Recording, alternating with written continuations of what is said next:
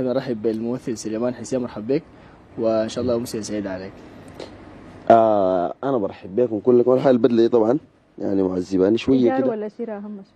البدله دي طبعا هي ملح والله، من واحد صاحبي اسمه طه بتاع بدل، عذبته عذاب. الله يديه الصحة والعافية. فهسي الجاكيت ده انا يعني في الصوره يعني برا كده بتشوف الجاكيت بتشوفه بيقول جاي معاك، يعني منه ماشي. طبعا الواحد يعني بيلبس القميص وبتاعه والبنطلون، بعد ذاك الجاكيت ده اخر حاجه. فقربت الغنى كده لبسته لانه جاي مواصلات وكتاحه والدنيا الحمد لله. فوصلت الغنى قمت لبست الجاكيت طلع اكبر مني الحمد لله. عشان امي ما تقول انا مبهدل. ده مشهد ولا يا اخوان الله يعدي الفقر على خير. تعتبره مشهد؟ ده مشكله ما مشهد هي دي حقيقة يعني. دي حقيقة ما جد. مشهد. ونظفت الجزمة برا ولا وين؟ خلاص تمام الله يعدي الفقر ده لغاية الحمد لله. ويكون عندك كنترول ما اضحك شديد. مرحبا بك يا سليمان. مرحبا طيب بك. الهوس بتاع الناس بتاع تزعة طويلة، يعني المشهد ده جسد انه فعلا الناس مهووسين بانه يا اخي تزعة طويلة ديل بيبقوا موجودين في اي مكان وين زول جاري معناه نهب له حاجة وسرق له حاجة وجرى طوالي، لكن للاسف الحاجة انعكست انه الزول اللي جات انغزتك طلعت فيها تزعة طويلة. ده بيأكد انه الدراما السودانية حاضرة بشكل كبير وبتجسد لنا قضايا المجتمع بصورة كبيرة جدا وصورة واضحة جدا. فحبابك وخلينا نرجع زي ما بقولوا للزمن الجميل وبدايات التمثيل من الطفولة. تمام. اول حاجه انا قاعد اقول انه المسرح رساله، ده مبدا انا ماشي بيه، انه انا ما حمثل عشان انه الناس تضحك وتمشي يعني كده. بحس بانه اديت الناس دي حاجه فري كده، ما هو ضحكوا ليك انبسطوا منك ادوك لايك، دي حاجات عاديه او بتحصل اذا كنت انت مجتهد وعندك ماده بتقدم فيها اللايك حيجي يعني لا محاله يعني حتى بعد مرور السنين. فانا كنت ماشي بمبدا انه يعني احنا مفروض يعني بالمسرح نعالج كل شيء، مع انه المسرح ما بيعالج. اللي بيجي بيقول لك والله انا حضرت مسرحيه وكنت بتسطل وبتاع وعناية وعيد، ده انا بقول انه ظل اصلا هم لا روعه يعني. المسرح بيبقى له السبب، المسرح بيطرح المشاكل بيطلعها برا كده زي ما بقول لك دي مشاكلك اختار وبيديك حلها، بقول لك دي المشكله هنا وده الحل. داير المشكله عندي المشكله لا تحلها هني لا اشيل الحل انا بديك الحل. فدي الفكره يعني بتاعت المسرح. وانا بديت المسرح من الاساس، يعني انا من قبل الاساس. انا من زمان روضه كنت مشاغب كده، وكنت يعني كان عندي الفكاهه كده. حتى كنت يعني الحمد من صغير شغال استثمار، كنت او يعني في الحله انا بتاع الدكان بمشي له.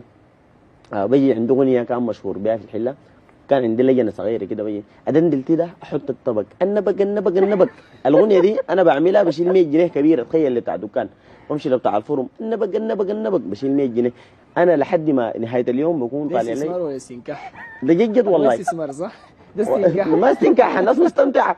فانا ممكن يعني انا موهبه يعني موهبه. انا كنت افرق للناس من وراء والله العظيم. انا مره عيد اقسم بالله كلهم جوني في البيت يا سلام والله، وانا شايف على الكلام ده انا في الروضه. تخيل معي جوني في البيت عديل الليله النبق وين اسمي في الحله النبق فقدوني النبق وين يجيبوا لي الحلويات واللي بيجيب لي شو يعني. دي كانت الطفوله. طبعا طيب في زول في البيت شداك تكون ممثل يعني انت من صغير؟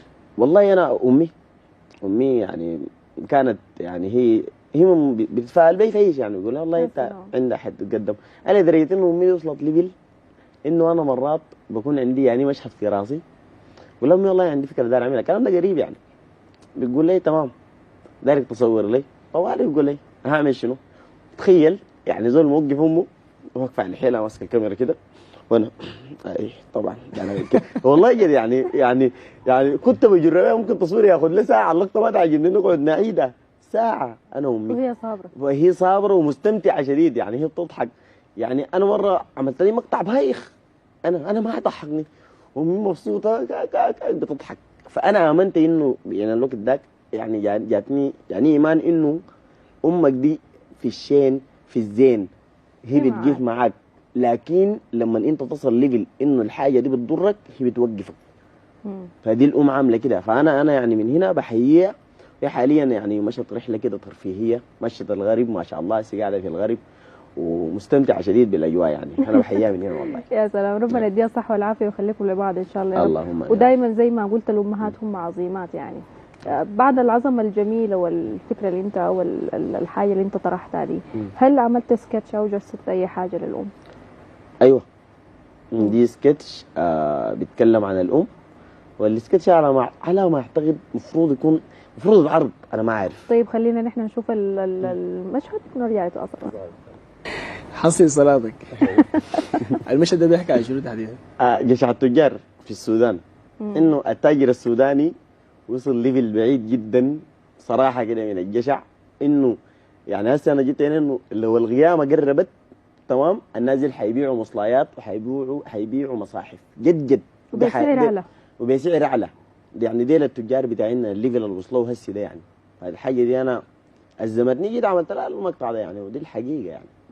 هاي ده الواقع صراحة يا الحسن. يعني نحن عندنا في السودان مجرد ما تطلع أخبار وحية سواء صح أو خطأ بتلقى الناس طوالي رفعت السعر. يعني بكرة لو قالوا في أزمة بتاعت غاز حتلقى إنه فعلا في غاز ماكو، حتلقى زي ما السعر حصل بتاع هسه الأنبوبة جبت احمد غالي زول ده جدا. والله اشترى مصلاي ب 4 مليون، بعدك طلعت ما بترجع. طلعت اشاعه، وده حاصل كثير تلقى أي. اشاعه في حي معين. ايوه. طيب يعني انت بديت كطفل، بعدك امك ساعدتك، وبعدك مشيت في المشوار بتاع التمثيل، لكن في لحظه معينه او في سنه معينه سليمان حس فيها هو ممثل فعلا وقادر يقيم يعني زي الحاجات دي ويرسل رسائل وفقا للحاجات اللي في المجتمع السوداني. كان 200 تحديدا الوقت ده.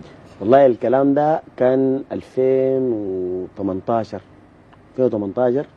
انا كنت بديت في موضوع يعني انه اصور الفيديوهات قضايا وكده. ايوه بقيت اعرف اشتغلها صح يعني.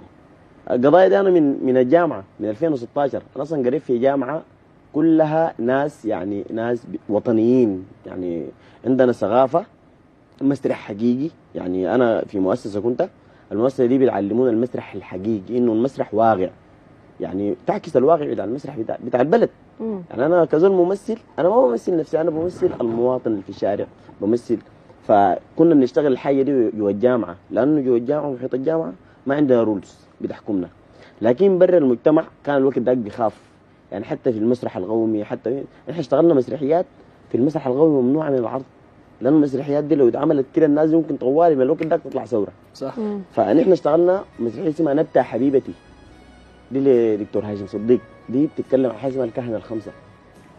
مسرحيه شعريه ساعتين كلها شعر ورا بعض. نبتة دي عند الموت وليل الكهنه سواد يفوت، يعني كلام حفظ. انا 3 شهور بنبرف المسرحيه دي، اشتغلناها في الجامعه، قدمناها لطلبه الجامعه. فاتخيل المسرحيه كانت عملت في المسرح القومي، كانت عمل ضجه. اشتغلنا مسرحيه اسمها كاس العالم في السودان، برضه مسرحيه كوميديه. هيحصل؟ لا انه نهايتها كان تمثيل بس يعني ما تمثيل. انه نهايتها كان شنو؟ نهايتها انه حتى كاس العالم سرقوه وقلبوه غويشات الدولة وداد والله العظيم.